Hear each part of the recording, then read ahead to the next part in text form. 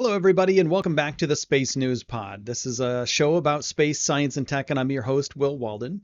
And on this episode, we're going to be talking with Mary Hagy. Now, Mary is the CEO of Moonmark, and if you're not familiar with what Moonmark does, well, next year they're going to be sending racers to the moon. Not rovers, but racers. So little race cars that'll be having a competition on the moon, the first moon race. And this is really cool. And Mary was really very nice in her interview.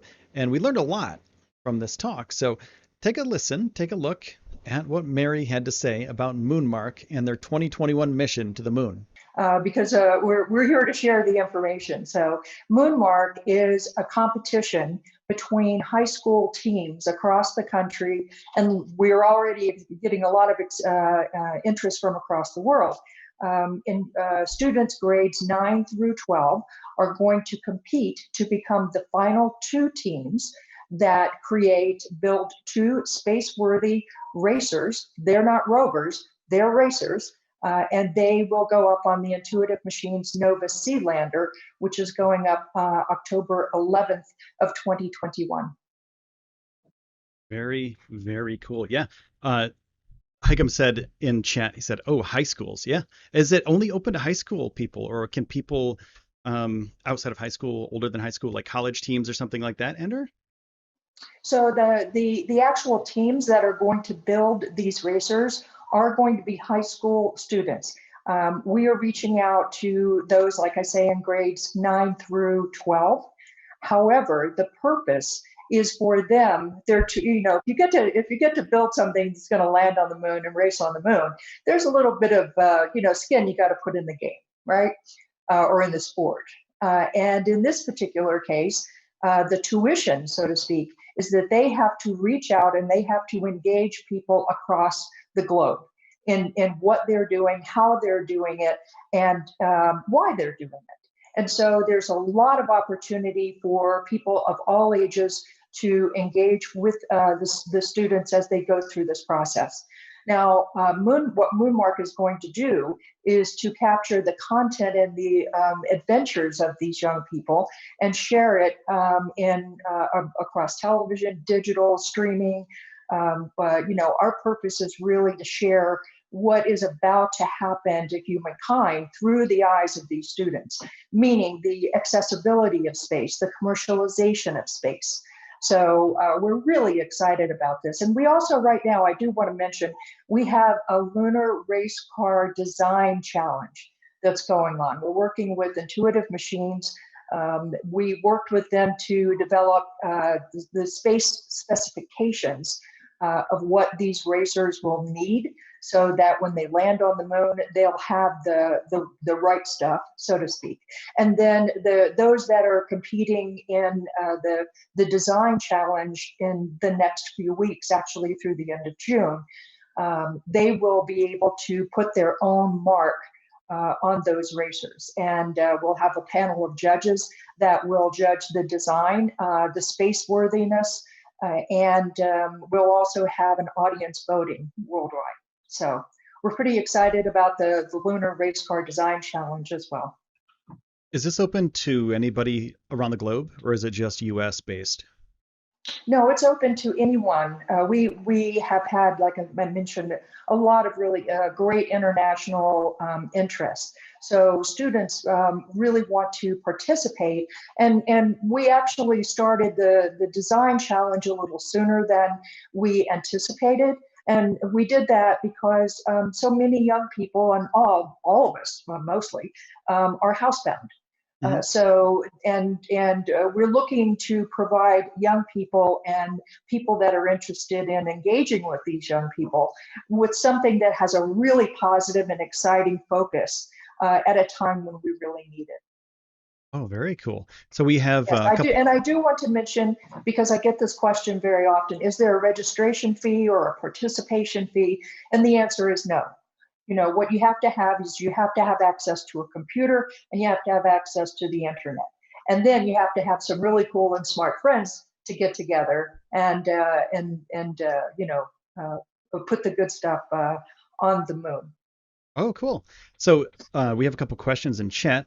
What Sure. um, what is the race? What is the actual race? Will they be racing for a target or an obstacle or what? So is there a finish What line a of great question. yeah. So we just this past week heard from Intuitive Machines as to where the lander is going to touch down, and that's going to be in the oceans of the oceans of storms. And so now what's going to happen is that when the lander is about 30 meters off the surface of the moon, it will eject a sphere of 360-degree cameras.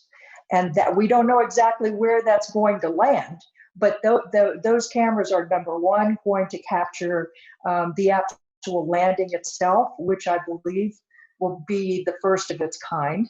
And then that sphere of cameras will serve as the rallying point, or the point at which we will direct the racers. So they will drive from the lander.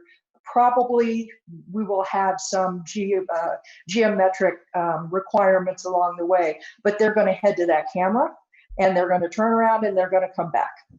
Oh wow. So, Okay. yeah. That's cool. So the actual race track itself is still yet to be determined, and there's a lot that we won't know. I say there's a lot of gulp moments in this will, and there certainly will Yeah. be, no That's doubt about it. it sounds One of challenging, them yeah. is going to be where that sphere lands and how we can line up. Yeah, it sounds like a challenging problem to solve for the racers, especially when you don't know where that sphere is. Like, how are you going to find the sphere? You have to design a vehicle that's going to be able to not alone, go across the lunar surface. Like, that's hard enough, but you have to find this sphere of cameras, and then you have to then turn around and come back to the lander. Like, that sounds incredibly difficult. Well, it certainly does have its challenges. The advantage that we have is that the experts that we're working with at Intuitive Machines, not only do they know how to build spacecraft and launch it along with human flight, they have years and years of experience both in NASA and in commercial space. But they actually are working with us to make sure that those racers are space worthy. And what we've discovered in this process is that there are some significant challenges, and there are some things that we've determined that are a little bit easier than we thought they would be. One of the things that I'm really excited about is that we're going to be able to perhaps accelerate some application of technology with this project that would not, we're going to be able to accelerate, for example, communications. Currently, the data streams for communication from the moon and elsewhere have a very, very specific scientific purpose. Our purpose is to capture that race, which is going to require a much higher bandwidth, both on the moon, on the lunar surface, and then back to Earth. And so the companies that we are working with in the various communications aspects of this, it's been clear that we are able to, one of the outcomes of this is that we will be able to test and prove communications on the lunar surface that will serve others when they get there. Okay, so this is a forward-thinking mission. It's not just get the racers to the moon, race around, but it's actually to serve a purpose for the future landing and other rover missions in the future, or racers even. And could we possibly see a racing circuit like NASCAR on the moon in the future? How cool would that be? That would be awesome. Well, you're talking to someone who truly enjoys motorsport, Hmm. and I also very much enjoy high performance driving. Hmm. And so that is a reason, because of my involvement in the sport, it became clear to me that there was really, a really wonderful, analogy or analogous kind of set of disciplines that was necessary both in aerospace and in autosports. So you've got the teamwork that's necessary. You've got the physics, you've got the engineering, you've got the timing, you've got the discipline, and all of that. And that belongs in both of these areas, in both of these industries. And we thought that it would be very interesting to apply those particular skills, science, technology, engineering, and arts, as well as mathematics, in this competition. So not only are we are forward thinking in terms of how along the way we can accelerate technology and use of this for those that come behind us on the lunar surface, but also the journey along the way, which is really, really exciting, of an adventure for these young people and many people that they touch. Oh, that's very cool. I'm glad you guys are doing this because this is so when I was a kid, I always thought about, having a moon colony and having something like this, like sports on the moon. I had these books when I was a kid and they're all illustrated and they're really cool. And I would open them up and I would imagine something like this happening, and just that somebody's actually doing this in my lifetime is insane in the best kind of way, like in the happiest way that you could imagine, that there's going to be race vehicles on the moon. Like that doesn't, to me as a normal person that has nothing to do with the engineering part of this, and I'm kind of like head in the clouds kind of person. This is awesome, and I really want to thank you for coming out today. Now we have one last question though. um, what does the winner win from this race? Oh, oh, that's a great question. The winner, the two racers that get there, okay, are both winners. They will have gone through a really, really rigorous set of qualifying rounds in order to get to the moon.